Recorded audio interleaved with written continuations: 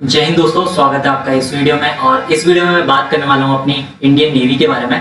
तो मैंने इससे पहले ना इंडियन एयरफोर्स, इंडियन आर्मी और इंडियन कोस्ट गार्ड के बारे में डेडिकेटेड वीडियोस बनाते हैं। अगर आप किसी भी रिस्पेक्टिव एसएसबी के लिए जा रहे हैं तो आपके लिए वो वीडियो बहुत ही इंपॉर्टेंट है। उस वीडियो को पक्का से देखिए ताकि आपको जब इंटरव्यू में क्वेश्चन पूछे जाए तो आप इजीली उनके आंसर्स कर सकें। यार मैंने 2 बार नेवी के एसएसबी दी है और दोनों ही बार मैं अनफॉर्चुनेटली कॉन्फ्रेंस आउट हो गया था। तो मुझे थोड़ा बहुत आइडिया है कि इंटरव्यू में हमसे कौन से टाइप के क्वेश्चंस पूछे जाते हैं इंडियन नेवी से रिगार्डिंग। तो मैं जब इंडियन नेवी के बारे में बहुत सारी चीजें बातें करूंगा तो उसी के साथ मैं क्वेश्चंस भी डिस्कस करूंगा जो हमारे इंडियन नेवी के बारे में पूछे जाते हैं। तो ये बेसिक क्वेश्चंस है, आपको पता होना चाहिए अगर आप इंडियन नेवी का इंटरव्यू देने जा रहे हैं। तो चलो यार दोस्तों, शुरू करते हैं, इंडियन नेवी के बारे में जानते हैं इस वीडियो में। तो इंडियन नेवी नवल ब्रांच है इंडियन आर्म्ड फोर्सेस की, और जो हमारी इंडियन नेवी है उसका प्राइमरी ऑब्जेक्टिव है सेफगार्ड इंडियाज मैरीटाइम बॉर्डर्स और डिटर करना और डिफीट करना एनी थ्रेट्स और aggression from external as well as internal threats. अगर मैं बात करूं यार, सबसे पहले मेरा एक दोस्त था, वो नेवी के एसएसबी गया था ना, तो उससे इंटरव्यूअर ने ये पूछा था कि यार इंडियन नेवी की इंडिया को क्या जरूरत है। तो आप जानते हैं कि इंडिया की जो कोस्ट लाइन है वो अराउंड 7000 किलोमीटर लॉन्ग है। और आपने देखा होगा कि चाइना आजकल one belt one road initiative के थ्रू हम लोगों को ना इंसर्कल कर रहा है इंडियन ओशन रीजन में। और रिसेंटली मेरा जो लेक्चरेट था एसएसबी कपूरथला में, वो भी इंडियन ओशन रीजन की इंपॉर्टेंस पे था। तो आप देख सकते हैं ये बहुत ही इंपॉर्टेंट चीज है, तो आपको इसके बारे में पता होना चाहिए। और इंडियन नेवी की इंपॉर्टेंस इसी से हमारी बढ़ जाती है। रिसेंटली आपने देखा होगा कि आईएनएस विक्रांत, जो कि इंडिजिनसली बिल्ड किया गया एयरक्राफ्ट कैरियर, वो भी हमने इंडियन नेवी में इंडेप्ट किया है। तो हमारे पास इंडियन ओशन रीजन में डोमिनेट करने की और अपने आप को प्रोटेक्ट करने के लिए इंडियन नेवी का स्ट्रांग होना बहुत जरूरी है। आप देख सकते हैं कि हमारे पास बे ऑफ बंगाल है एक साइड पे, एक साइड अरेबियन सी है और नीचे पूरा इंडियन ओशन है। तो इंडियन नेवी की इंपॉर्टेंस बहुत ही ज्यादा है हमारे लिए और उनका स्ट्रांग होना भी बहुत ज्यादा जरूरी है। तो आप ये फोटो देख सकते होंगे, बहुत सारे लोग इस फोटो को पहचान रहे होंगे। तो ये हमारे छत्रपति शिवाजी महाराज, इनको फादर ऑफ इंडियन नेवी कहा जाता है। ये आपको पता होना चाहिए, कभी कभी ये भी क्वेश्चन पूछ लिया जाता है। तो थोड़ा सा डिटेल में बात करते हैं इंडियन नेवी के बारे में। तो इंडियन नेवी, जो modern Indian navy after independence, वो फॉर्म हुई थी 26 जनवरी 1950 में, 72 इयर्स अगो। और जो हमारी इंडिपेंडेंस से पहले नेवी थी वो हुई थी एस्टेब्लिश 5 ऑफ सितंबर 1612, around 409 years ago, as India's East India company's marine. जो हमारा इंडियन नेवी है उसका रोल है naval warfare, force projection, sea lift, nuclear deterrence. और जो हमारी इंडियन नेवी है उसका साइज है, अगर एक्टिव पर्सनल की बात करें तो 67,000 रफली है, और रिजर्व पर्सनल की बात करें तो अराउंड 75,000 है।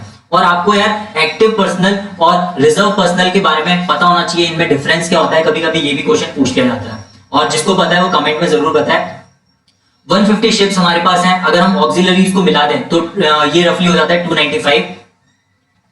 और अप्रोक्सीमेटली हमारे पास 300 एयरक्राफ्ट हैं, और ये इंडियन आर्म फोर्सेस का पार्ट है। और हेडक्वार्टर की बात करें तो इसका इंडियन नेवी का हेडक्वार्टर है integrated defence headquarters, ministry of defence, new Delhi. यहीं पे हमारा इंडियन आर्मी और इंडियन एयरफोर्स का भी हेडक्वार्टर है।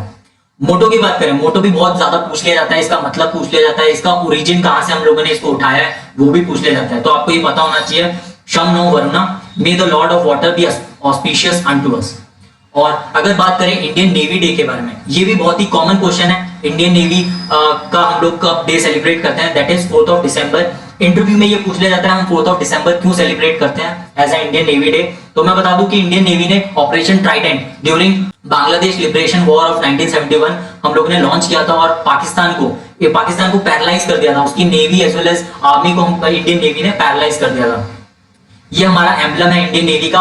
और रिसेंटली हम लोगों ने देखा है कि हमारा जो इंडियन नेवी का फ्लैग है वो चेंज हो गया है। पहले कुछ ऐसा दिखता था, अब कुछ ऐसा दिखता है। इंडियन फ्लैग है अपना एक कॉर्नर में, और ये जो नई चीज ऐड हुई है इसमें मैं बता दूं कि हमारा बीच में एम्बलम है, और ये जो ऑक्टेगन ऐड हुआ है ना, ऑक्टेगन represents the 8 direction. That means कि हम लोगों की जो इंडियन नेवी है वो इंडिया को 8 डायरेक्शन से प्रोटेक्ट करती है। और ये जो गोल्ड कलर की बॉर्डर किया गया है, ये हम लोगों ने लिया है छत्रपति शिवाजी महाराज की जो सील हुआ करती थी उससे। तो आप देख सकते हैं छत्रपति शिवाजी महाराज की हमारे कल्चर में क्या वैल्यू है। तो अब बात करते हैं हमारी जो इंडियन नेवी है उसका सुप्रीम कमांडर कौन है। तो जनरली हमारी जो इंडियन आर्म फोर्सेस होती है उनका सुप्रीम कमांडर होता है प्रेसिडेंट। तो अभी जो हमारी प्रेसिडेंट है वो है प्रेसिडेंट द्रौपदी मुर्मू। आप देख सकते हैं रिसेंटली इलेक्ट हुई हैं, आपको इनके बारे में पता होना चाहिए। फिर बात करते हैं चीफ ऑफ डिफेंस स्टाफ की, जो कि रिसेंटली सेलेक्ट हुए हैं, जो जिनका नाम है जनरल अनिल चौहान। फिर बात करते हैं chief of the Naval staff CNS, that is admiral R Hari Kumar, PVSM, AVSM and VSM. ये भी पूछ लिया जाता है कि यार पीवीएसएम, एवीएसएम, वीएसएम क्या है। अगर इनके बारे में आप नहीं जानते हैं तो इसके लिए मैं अलग से डेडिकेटेड वीडियो बना दूंगा, आप कमेंट में मुझे बता दीजिएगा आपको वीडियो चाहिए कि नहीं चाहिए। और मैं बता दूं यार, ज्यादातर क्या होता है, मैं एक इंटरव्यू दे रहा था, उसमें ना मुझसे आर्मी के चीफ के बारे में नहीं पूछा, मुझसे पूछा कि वाइस चीफ कौन है आर्मी का। तो हम जनरली क्या करते हैं ना, चीफ के बारे में उसका नाम याद कर लेते हैं, उनके अवार्ड्स के बारे में पता कर लेते हैं, बट हम लोग वाइस चीफ को निग्लेक्ट कर देते हैं। समटाइम्स ये क्वेश्चन पूछ लिया जाता है क्योंकि बहुत सारे लोगों को ये पता नहीं होता है। तो हमारे जो इंडियन नेवी के vice chief of naval staff है वो है vice admiral Satish Namdev Ghormade, PVSM, AVSM and NM. Notable commanders की बात करें तो हमारे पास है admiral SM Nanda, admiral Surendra Nath Kohli और एडमिरल रामदास कटारी। यार आपको ना इन लोगों के कंट्रीब्यूशन के बारे में पता होना चाहिए, क्योंकि जब हम लोग बोलते हैं कि यार we are passionate about our armed forces and I wanted to join armed forces since childhood, तो आपको इन सब के बारे में पता होना चाहिए। ये हमारे हैं admiral chief of naval staff. तो दोस्तों अब बात करते हैं वेरियस एंगेजमेंट्स की जिसमें इंडियन नेवी ने ऑपरेट किया है। तो ये सब भी आपको पता होना चाहिए क्योंकि इंटरव्यू में इनके बारे में डिटेल में पूछा जाता है। जब आप बात करते हैं वेरियस वॉर्स की तो देख लेते हैं इंडियन नेवी कौन कौन से वॉर्स में इन्वॉल्व थी। First opium war, second opium war, world war 1, world war 2, Portuguese Indian war जब हमने गोवा को लिबरेट कराया था, Indo Pakistani war of 1965, operation Trident जिसकी वजह से हम लोग दिसंबर 4 को इंडियन नेवी डे मनाते हैं, 1971 इंसर्जेंसी इन सिलोन जो कि श्रीलंका में सिविल वॉर के टाइम पे शुरू हुआ था, ऑपरेशन पाइथन हो गया, Indo Pakistani Naval war of 1971 हो गया, इंडो पाकिस्तानी वॉर ऑफ 1971 हो गया, ऑपरेशन लाल डोरा, इसके बारे में आपको शायद ना पता हो। ऑपरेशन लाल डोरा था जब मॉरिशियस जो कि इंडियन ओशियन रीजन में एक स्मॉलर कंट्री है, आइलैंड कंट्री है, वहां पे मिलिट्री कू होने वाला था, तो उसको प्रिवेंट करने के लिए ऑपरेशन लाल डोरा लॉन्च किया गया था। ऑपरेशन कैक्टस लॉन्च किया गया था जब मालदीव्स में मिलिट्री कू होने वाला था, तो उसको प्रिवेंट किया गया था। ऑपरेशन फ्लावर्स आर ब्लूमिंग ये हमने तब लॉन्च किया था जब सेशेल्स जो कि अनदर आइलैंड कंट्री है इंडियन ओशन रीजन में, वहां पे मिलिट्री कू को प्रिवेंट करने के लिए लॉन्च किया गया था। करगिल वॉर हो गया, यहाँ पे भी बहुत ज्यादा इंपॉर्टेंस है इंडियन नेवी के कंट्रीब्यूशन की। Anti piracy operations in Somalia, हमने आजकल सुनते रहते हैं कि यार सोमालिया के जो पायरेट्स हैं वो शिप्स को एब्डक्ट कर लेते हैं, वहां पे जो शिप में लोग थे उनको एब्डक्ट कर लेते हैं, फिर रुपए मांगते हैं। तो ये सारे इंडियन नेवी रेस्क्यू करती है। और ये जो आप फोटो देख रहे हैं ना, ये 1971 में जो इंडियन नेवी ने अपना ऑपरेशन ट्राइडेंट लॉन्च किया था, कैसे पाकिस्तानी नेवी को हम लोगों ने घुटनों पर ला दिया था, ये पूरा स्ट्रेटेजी हमारी, कैसे हम लोगों ने उनके ऑयल टैंकर्स कराची में ब्लो कर दिए थे, उनको कैसे उनके शिप्स को डुबोया था, ये पूरी स्ट्रेटेजी है। अगर आप इसके बारे में पूरी अच्छे से जानकारी कलेक्ट कर लेते हो ना, आपको बहुत ज्यादा एडवांटेज होगा पर्सनल इंटरव्यू में। तो आपको इन सब के बारे में पता होना चाहिए। अब बात करते हैं कमांड्स की। इंडियन नेवी की मेनली 3 कमांड्स हैं, western Naval command, southern Naval command और ईस्टर्न नवल कमांड, और इनके रिस्पेक्टिव हेडक्वार्टर्स हैं मुंबई में, कोची में और विशाखापट्टनम में। हमारी 2 ऑपरेशनल कमांड है, मुंबई और विशाखापट्टनम, और जो हमारी कोची है ये हमारी ट्रेनिंग कमांड है। और ये जो कमांड्स है ना हमारी, इनको हेड किया जाता है flag officer commanding in chief जो कि वाइस एडमिरल के रैंक का होता है। ठीक है, तो ये थे हमारे कमांड्स। तो अब बात करते हैं रैंक स्ट्रक्चर की। यार ये बहुत ही इंपॉर्टेंट होता है क्योंकि पर्सनल इंटरव्यू में ना एक तो रैंक तो पूछ ही ली जाती है, उसकी equivalent rank in other armed forces भी पूछ लिया जाता है। तो चलो इसमें नेवी की बात करते हैं। सबसे पहले अगर आप कमीशन होते हैं तो आपका सब लेफ्टिनेंट बनते हैं, फिर लेफ्टिनेंट बनते हैं lieutenant commander, commander, captain, commodore, rear admiral, vice admiral, admiral and admiral of the fleet. ये हमारी 5 स्टार ऑनररी रैंक है जो कि आज तक किसी को नहीं दी गई है। एडमिरल हमारा होता है 4 स्टार रैंक, फिर आता है वाइस एडमिरल जो कि 3 स्टार रैंक होता है, फिर 2 स्टार होता है और फिर 1 स्टार होता है। ये सब आपको पता होना चाहिए और इनकी इक्विवेलेंट रैंक्स भी पता होनी चाहिए यार, क्योंकि रिसेंटली मेरे को इंटरव्यू में पूछ लिया था कि ब्रिगेडियर की इंडियन नेवी में इक्विवेलेंट रैंक क्या होती है, जो कि कोमोडोर होती है, और एयरफोर्स में एयर कोमोडोर होती है। तो आप कुछ लॉजिक बनाइए ताकि आपको ये चीजें याद रहें। कैसे याद रहें वो मैटर नहीं करता, याद है आपको ये मैटर करता है। जैसे मैंने आर्मी की रैंक याद करने के लिए बना रखा है, देखो LCM, फिर आता है LCB, तो LCM से हो जाता है लेफ्टिनेंट कैप्टन मेजर, फिर LCB से हो जाता है लेफ्टिनेंट कर्नल, कर्नल और ब्रिगेडियर, फिर आता है major general, lieutenant general, general, field marshal. तो ऐसे ही आप इक्विवेलेंट रैंक्स भी याद कर लीजिए। और अगर आप इस वीडियो पे 200 लाइक्स तक लेके आते हैं तो मैं जल्दी एक वीडियो लॉन्च करूंगा जिसमें मैं बताऊंगा स्क्रीनिंग के हैक्स। तो मेरे को बहुत सारे कमेंट्स आए थे जिसमें वो लोग पूछ रहे थे कि यार मुझे स्क्रीनिंग में प्रॉब्लम हो रही है, तो वो चीज इशू सॉल्व करने की कोशिश करूंगा मैं। तो टारगेट रखते हैं 200 लाइक्स का इस वीडियो पे, जल्द से जल्द आप 200 लाइक्स करवाइए, फिर मैं वो वीडियो लॉन्च करता हूँ। अब बात करते हैं जूनियर कमीशन रैंक्स और नॉन कमीशन रैंक्स। कभी कभी क्या होता है ना कि हम लोग एज अ ऑफिसर ज्वाइन करने के लिए जा रहे हैं, तो हम लोग ऑफिसर के रैंक्स पे बहुत फोकस करते हैं, लेकिन ऑफिसर क्या करता है, हम लोगों के साथ माइंड गेम खेलता है, वो पूछ लेता है नॉन कमीशन रैंक्स और जूनियर कमीशन रैंक्स। वहां पे हम लोग ब्लैंक हो जाते हैं क्योंकि हम लोगों ने वहां पे ध्यान ही नहीं दिया होता। तो जरूर से आप याद करके जाइए। तो इंडियन नेवी की रैंक्स की बात कर लेते हैं। सबसे पहले आता है सीमेन 2, सीमेन 1, लीडिंग सीमेन, पेटी ऑफिसर, चीफ पेटी ऑफिसर, मास्टर चीफ पेटी officer second class, master chief पेटी ऑफिसर फर्स्ट क्लास, और इनकी जो इक्विवेलेंट रैंक्स हैं वो भी आपको पता होनी चाहिए। अब बात करते हैं बहुत ही इंटरेस्टिंग चीज का, जो हमारी है मार्कोस। मार्कोस हमारी एक स्पेशल फोर्सेस है इंडियन नेवी की, जिसे हम मरीन कमांडो फोर्स कहते हैं, आल्सो नोन एज मार्कोस। ये हम लोगों ने 1987 में एस्टेब्लिश की थी फॉर स्पेशल ऑपरेशंस। और जो हमारी मार्कोस है उसका ऑब्जेक्टिव है amphibious warfare, close quarter combat, counter terrorism, direct action, special reconnaissance, unconventional warfare, hostage rescue, personal recovery, combat search and rescue, asymmetric warfare, foreign internal defence, counter proliferation, amphibious reconnaissance including hydrographic reconnaissance. तो ये objective भी आपको पता होना चाहिए, क्योंकि जब आप बोलते हैं ना कि मुझे मार्कोस में जाना है, तो मार्कोस का ऑब्जेक्टिव क्या होता है वो आपको पता होना चाहिए। मार्कोस में आप कैसे ज्वाइन करेंगे वो आपको पता होना चाहिए। मार्कोस की ट्रेनिंग कहां होती है वो आपको पता होना चाहिए। तो ये सारी बेसिक नॉलेज आपको पता होनी चाहिए। अब थोड़ा सा देख लेते हैं कंट्रीब्यूशन के बारे में, मार्कोस ने कहां का कंट्रीब्यूट किया है। ऑपरेशन पवन हो गया। ऑपरेशन पवन हमने लॉन्च किया था जब श्रीलंका में सिविल वॉर चल रहा था, तो इंडिया ने अपनी पीस कीपिंग फोर्सेस भेजी थी ताकि हम लोग वहां पे सिचुएशन कंट्रोल कर सकें। फिर आता है ऑपरेशन कैक्टस, जो मैंने आपको बताया था मालदीव्स के मिलिट्री कू को प्रिवेंट करने के लिए किया गया था। फिर आता है यूएनओ एसओएम 2, फिर करगिल वॉर और operation black tornado. Operation black tornado हम लोगों ने कब किया था? 26/11 में। तो जब मुंबई में टेरर अटैक्स हुए थे, उनको टेररिस्ट को एलिमिनेट करने के लिए और फ्लश आउट करने के लिए हम लोगों ने ऑपरेशन ब्लैक टॉर्नेडो लॉन्च किया था। तो दोस्तों हम लोगों ने अब बहुत सारी बातें कर ली है इंडियन नेवी के बारे में, लेकिन इंडियन नेवी का सबसे इंपॉर्टेंट एस्पेक्ट है उसके इक्विपमेंट्स, उसके पास जो शिप्स हैं, जो उनके पास फायर पावर है, जो बहुत ही इंपॉर्टेंट है, उसके बारे में डिस्कस करते हैं। तो इंडियन नेवी के पास जो शिप्स हैं वो बात करें तो उसमें 2 एयरक्राफ्ट कैरियर है। आप जानते हैं कि रिसेंटली हम लोगों ने एक indigenously build aircraft carrier induct किया है इंडियन नेवी में, दैट इज आईएनएस विक्रांत, जो कि बहुत बड़ी बात है। और अब इंडियन नेवी के पास 2 एयरक्राफ्ट कैरियर है जो कि हम लोगों को और अच्छे से प्रोटेक्ट करने के लिए बहुत ही यूज होने वाले हैं।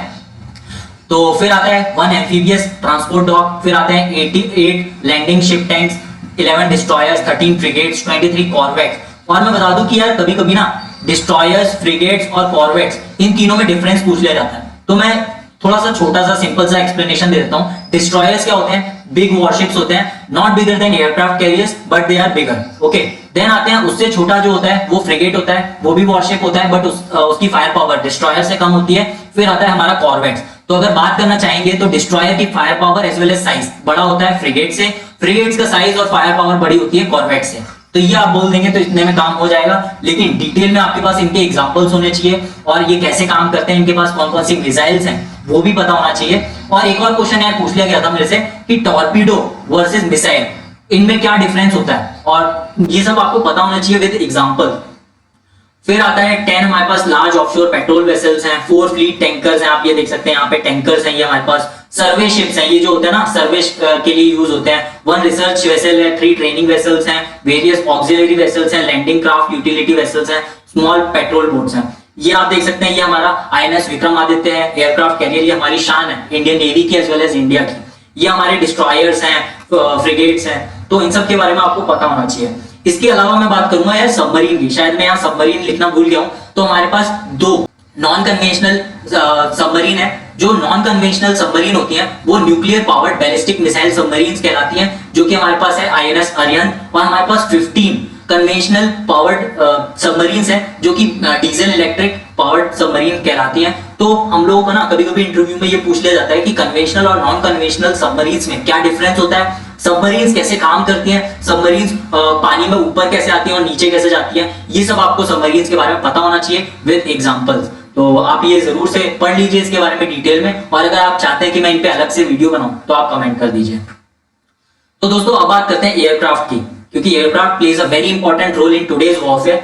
तो सबसे पहले फाइटर एयरक्राफ्ट की बात करें तो हमारे पास है मिग 29K, ये रशियन ओरिजिन का एयरक्राफ्ट है, बहुत ही शानदार एयरक्राफ्ट है, ये बैकबोन है हमारी इंडियन नेवी का। फिर आता है ध्रुव, आप देख सकते हैं ये जो हेलीकॉप्टर है ये हमारा है ध्रुव। फिर आता है कामोव 28, कामोव 31, कामोव 31 की फोटो आप देख सकते हैं, ये रशियन ओरिजिन है। सी किंग मार्क 42C है, US 3 सी किंग है, चेतक है अपना, सिकोर्स्की MH-60R है, यूटिलिटी ध्रुव आपने बात कर ही ली है। पेट्रोल वेसल्स में बात करें तो बोइंग P8 पोसाइडन, आप ये जो शानदार एयरप्लेन देख रहे हैं ये P8 पोसाइडन है, ये बहुत ही इंपॉर्टेंट एयरप्लेन है। ये हेल्प करता है हम लोगों को रिकॉनेसेंस मिशंस में, सर्च एंड रेस्क्यू में, सर्वे में। इल्यूशन 238 है, डॉर्नियर 228 है, ये जो हम लोग मेड इन इंडिया स्कीम के अंडर इंडियन आर्म फोर्सेस के लिए ये एयरक्राफ्ट बनाना शुरू कर चुके हैं। रिकॉनेसेंस के लिए हमारे पास है IAI हिरॉन आप देख सकते हैं, ये बहुत ही तगड़ा ड्रोन है। हम लोगों ने देखा है कि कहीं भी आजकल की कन्फ्लिक्ट हो रही हो, चाहे वो रशिया यूक्रेन की हो, अजरबैजान आर्मेनिया की हो, यहाँ पे drone are playing very important role. तो आप कभी भी बात करने वाले हो ना मॉडर्न वॉरफेयर की, तो ड्रोन का इंपॉर्टेंस अब बहुत ज्यादा बढ़ चुका है। रिसेंटली हमने सुना था कि जो ईरान है वो रशिया को शाहिद ड्रोन सप्लाई कर रहा है टू अटैक यूक्रेन। तो ये जो ड्रोन अटैक्स हैं ये बहुत ही क्रूशियल हो जाते हैं। तो हमारे पास भी बहुत तगड़े लेवल के ड्रोन्स हैं, IAS searcher Mark 2, general Atomics MQ-9B सी गार्जियन, इसको हम लोग रीपर भी कहते हैं। ये हम लोगों ने अमेरिका से लिया हुआ है। ये जो आप देख रहे हैं ना, ये हमारा रीपर ड्रोन है। ये बहुत ही मतलब खतरनाक ड्रोन्स में आता है। फिर आता है हमारा ट्रेनर BAE हॉक है, हाल HJT-16 है, पिपिस्ट्रल वायरस है, MiG-29 KUB है। इसके बारे में हमने बात कर ली। तो हमारे पास जितने भी एयरक्राफ्ट है ना, उनके बारे में भी आपको डिटेल में पता होना चाहिए। सिंगल सीटर है, ट्रेनर कितने हैं, अभी कितने टोटल हमारे पास कितने नंबर ऑफ एयरक्राफ्ट हैं, डबल सीटर है, सिंगल इंजन है, डबल इंजन है, कौन कौन से हमारे एयरक्राफ्ट कैरियर पे डिप्लॉय किए जाएंगे। रिसेंटली आपने सुना होगा कि हम लोग रफाल और हॉर्नेट्स में हम लोग टेस्टिंग कर रहे हैं कि हम लोग जो INS विक्रांत हमारा जो रिसेंटली इंडक्टेड एयरक्राफ्ट कैरियर है उस पर हम लोग कौन से एयरक्राफ्ट को रखेंगे। तो इन सब के बारे में डिटेल में आपको नॉलेज होनी चाहिए। तो दोस्तों हमने बहुत सारी बातें कर ली इंडियन नेवी के बारे में, थोड़ी सी बात कर लेते हैं ट्रेनिंग के बारे में। तो आप अगर 10+2 के बाद NDA का एग्जाम देके जा रहे हैं तो आप जाएंगे NDA में, national defence academy Pune Khadakwasla, जहां पे आपका 3 साल का ट्रेनिंग होगा। उसके बाद आप जाएंगे इंडियन नवल एकेडमी INA एलीमाला, ये एशिया की सबसे लार्जेस्ट नवल एकेडमी है। तो यहाँ पे जाना तो एक प्राउड वाली फीलिंग है। तो इसके बाद हमारा आता है नवल वॉर कॉलेज गोवा, आप देख सकते हैं यहाँ पे फोटो। तो ये हमारे ट्रेनिंग इंस्टीट्यूट है जहाँ पे हम लोग नवल कैडेट्स को ट्रेन किया जाता है बिफोर कमीशनिंग। तो दोस्तों यही था इंडियन नेवी के बारे में। अगर आपको कोई भी डाउट या क्वेरी है तो आप मुझे ankur97yadav@gmail.com पे मेल कर सकते हैं, मैं आपको जरूर से रिप्लाई करूंगा। अगर आपको इसका PDF चाहिए तो आप मेरा ये टेलीग्राम का चैनल ज्वाइन कर सकते हैं, live a life less ordinary. इसका लिंक मैं डिस्क्रिप्शन में डाल दूंगा, आप वहां से ज्वाइन कीजिए और PDF ले लीजिए। और अगर आपको चैट करनी है मुझसे और इंस्टाग्राम पे फॉलो करना है तो आप मुझे फॉलो कर सकते हैं। ये रहा मेरा इंस्टाग्राम हैंडल, आप मुझे ये लिंक मैं डिस्क्रिप्शन में डाल दूंगा, वहां से आप फॉलो कर सकते हैं। अगर इस वीडियो में आपको कुछ भी अच्छा लगता है तो इसको वीडियो को लाइक कीजिए, शेयर कीजिए अपने दोस्तों में जो अपने नेवी के लिए जा रहे हैं इंटरव्यू के लिए। और thanks for watching this video, मिलते हैं आपसे नेक्स्ट वीडियो में।